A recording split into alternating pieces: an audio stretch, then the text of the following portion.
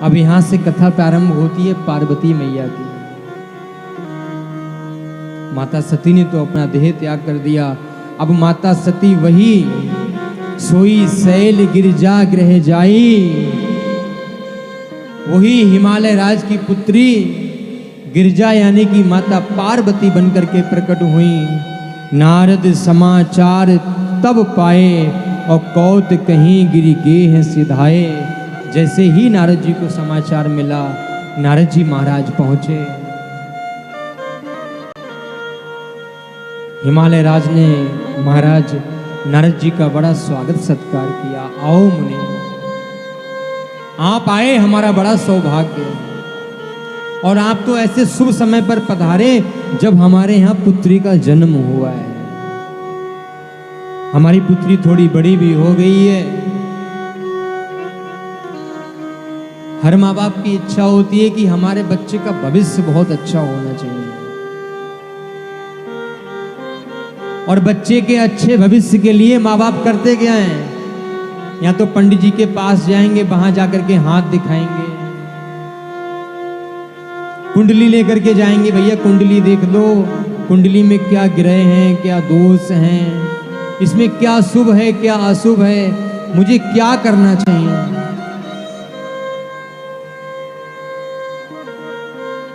और वही जब समाचार मिला किसको? नारद जी महाराज को। नारद जी महाराज भी गए, और जैसे ही नारद जी महाराज गए, नारद जी महाराज के सामने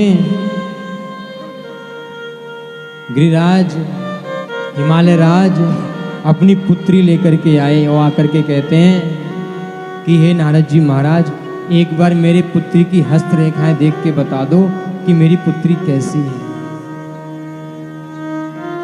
नारद जी महाराज कहते हैं, होए संतत पियहि प्यारी, तुम्हारी पुत्री तो सब गुणों में श्रेष्ठ है, और सबसे श्रेष्ठ लक्षण इसके अंदर ये है कि संतों की बड़ी प्यारी होगी तुम्हारी पुत्री। संतों की बहुत प्यारी होगी तुम्हारी पुत्री। और तो और मैं तुम्हें क्या बताऊं, हुए हैं पूज्य सकल जग माही, माता पार्वती का नाम लेकर के जगत में स्त्रियां व्रत करेंगी, उपवास करेंगी।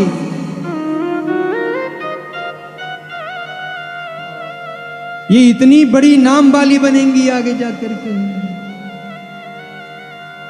सब कुछ तो पूछ लिया, सब कुछ पूछने के बाद हर माँ बाप की इच्छा रहती है कि मेरी बेटी का जो पति हो वो बहुत अच्छा होना चाहिए, जो मेरी बेटी का जो वर है, जो इसको पति प्राप्त हो वो बहुत अच्छा होना चाहिए, सब गुणों में संपन्न होना चाहिए, दिखने में सुंदर हो, पैसे कमाने वाला हो, बड़ी नौकरी हो, बड़ी गाड़ी हो, बड़ा बंगला हो। सब माँ बाप यही सोचते हैं। लेकिन नारद जी महाराज क्या कह रहे हैं? नारद जी महाराज कह रहे हैं कि देखो, मैंने सब गुणों की चर्चा आपको बता दी, आपकी पुत्री गुणवान होगी, यश कीर्ति सब कुछ होगा। लेकिन जैसे ही नारद जी महाराज कहते हैं कि इसका पति कैसा होगा? अगुण अमान मात पितुहीना, जो इसका पति होगा वो माता पिता से विहीन होगा, उसके माता पिता नहीं होंगे। मात पितुहीना उदासीन सब संशय छीना। एक तो वो उसके ना तो माता पिता होंगे, और दूसरा बड़ा उदासीन रहता होगा, बहुत उदासीन रहने वाला होगा। और तो और मैं बताऊं तुम्हें, जोगी जटिल अकाम मन नगन अमंगल वेश। जोगी होगा, जटाएं होंगी बड़ी बड़े उसके, और तो और कोई उसको देखना पसंद नहीं करेगा। बोले क्यों? बोले वो मृग छाला पहनता है, भभूत लगाता है, और तो और तुम्हें क्या बताऊं, उसके पास घर भी नहीं है। अरे घर नहीं है फिर रहता कहाँ है? शमशाने स्वा क्रीड़ा, शमशान में रहता है भैया वो। मेरी बेटी का पति ऐसा होगा, माता पिता उसके नहीं, उदासीन रहने वाला, उसके पास खुद का घर नहीं, उसका भेष अमंगल है, उसकी बड़ी बड़ी जटाएं हैं। हमको नहीं चाहिए ऐसा पति। अरे मेरी बेटी में ऐसे कौन से अवगुण भरे पड़े, मेरी बेटी इतनी बुरी है जो ऐसा पति हमारी बेटी को मिलेगा। नारद जी महाराज कहते हैं, जो विधाता ने लिख दिया है उसको मिटाने वाला कोई नहीं। जो विधाता ने निश्चित कर दिया है उसको मिटाने वाला कोई नहीं है। और जैसे ही माता पार्वती ने ये सुना, लेकिन गोस्वामी जी बड़ी अच्छी यहां पे एक बात लिखते हैं। गोस्वामी जी कहते हैं कि नारद जी ने सब कुछ तो गिना दिया कि इतने अवगुण होंगे, अमंगल वेश वाला होगा, शमशान में रहने वाला होगा, माता पिता से विहीन होगा, उदासीन होगा, सब कुछ गिना दिया। लेकिन गोस्वामी तुलसीदास जी लिखते हुए कहते हैं, जे जे बर के दोष बखाने, ते सब शिव महिमै अनुमाने। जितने मैंने तुम्हें दोष बताए, ये सभी दोष किसी और में नहीं, ये सभी दोष भगवान शिव के अंदर हैं। ये सभी दोष भगवान शिव के अंदर हैं। और गोस्वामी जी कहते हैं कि जो विवाह शंकर सन होई, अगर विवाह भगवान शंकर के साथ होता है पार्वती का, 200 गुण सम कहे सब कोई। जितने तुमको मैंने दोष गिनाए, अवगुण गिनाए, ये सारे अवगुण भी गुण में बदल जाएंगे। क्योंकि गोस्वामी जी कहते हैं,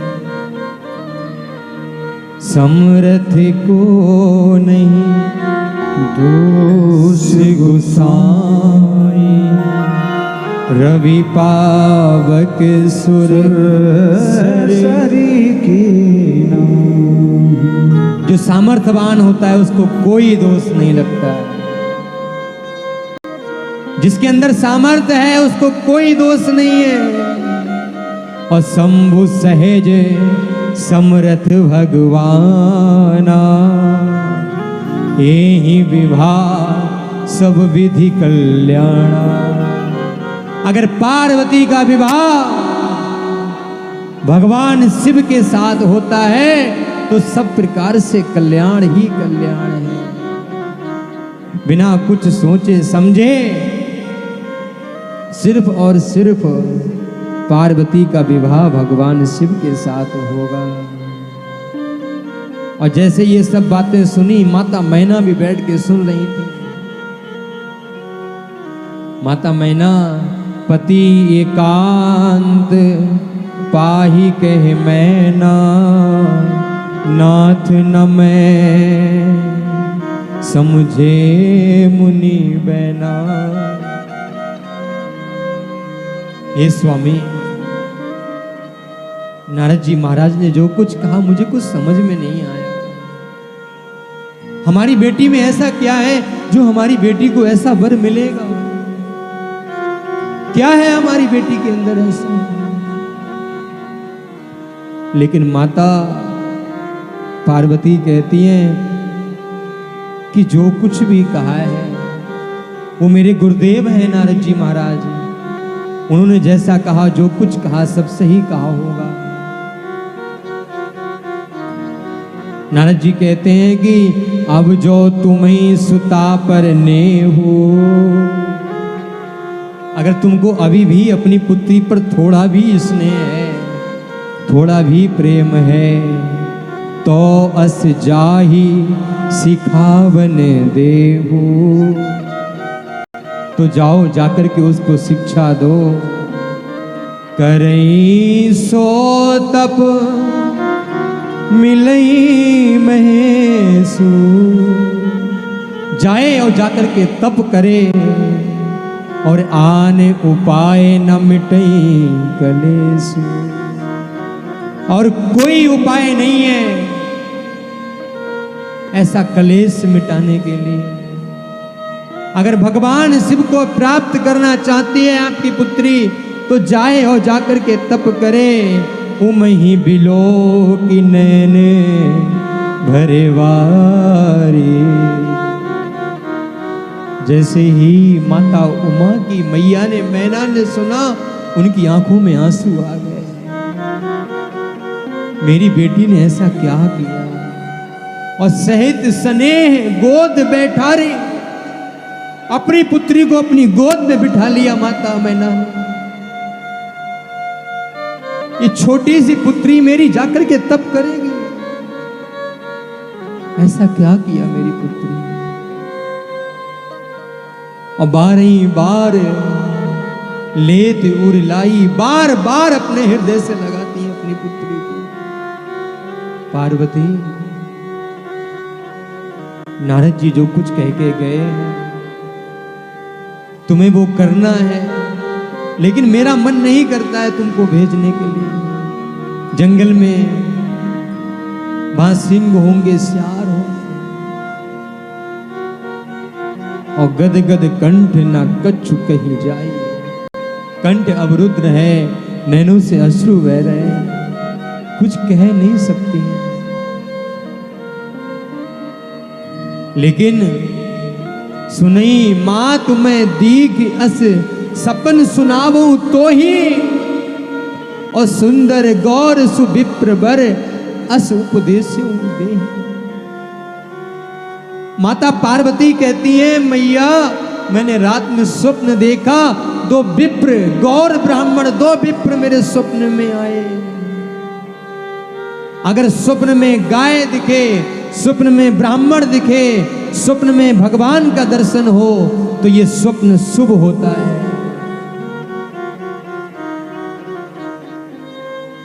मैंने ब्राह्मणों का दर्शन किया। और माता मैं तुम्हें क्या बताऊं, तप बल रचई प्रपंच विधाता,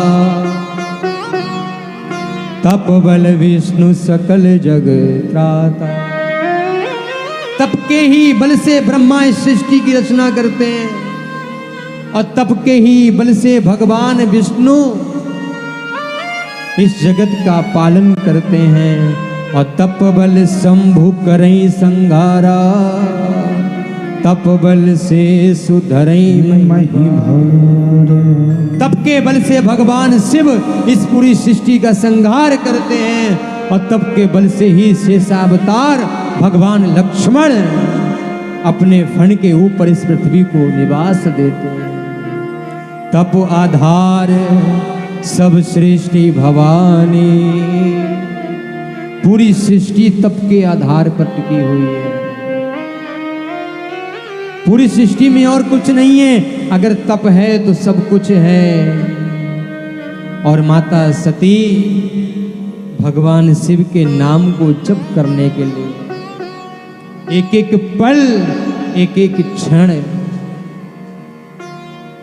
भगवान शिव में लगाने के लिए अपने घर से चल दी। वन